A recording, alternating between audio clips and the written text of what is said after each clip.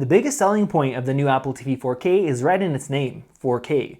It not only has higher resolution, but also has support for HDR, and there's a ton of hardware inside to make that happen.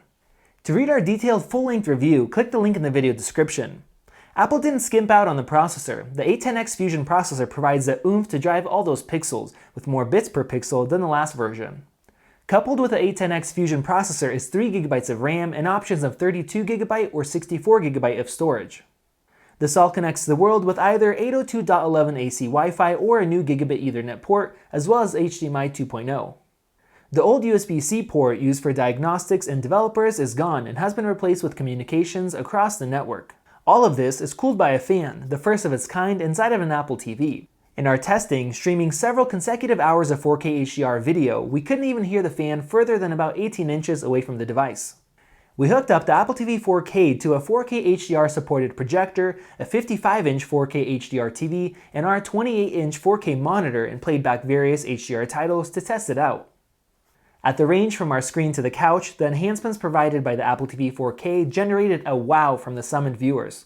The fine details expressed by the 4K picture at a 24-inch range from a Samsung 28-inch 4K monitor were even more evident than at the 12-foot viewing range to the projector screen.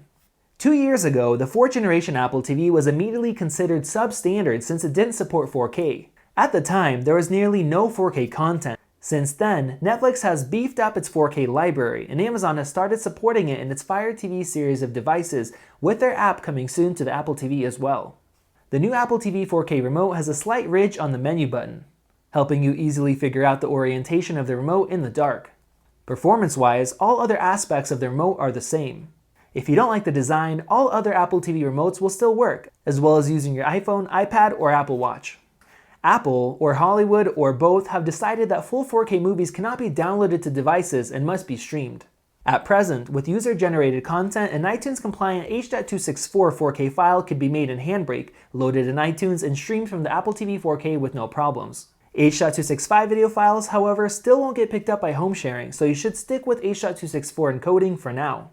Immediate reviews of the Apple TV 4K complained about the lack of Dolby Atmos when the device shipped, but it's not really an issue for most. Apple has already said that Atmos support is on the way, and current available Atmos content is still somewhat lacking. Also, Dolby Atmos installations are fairly expensive, around $450 for a receiver without speakers, $600 for an Onkyo in-the-box solution, and $900 for LG's Atmos-compatible soundbar.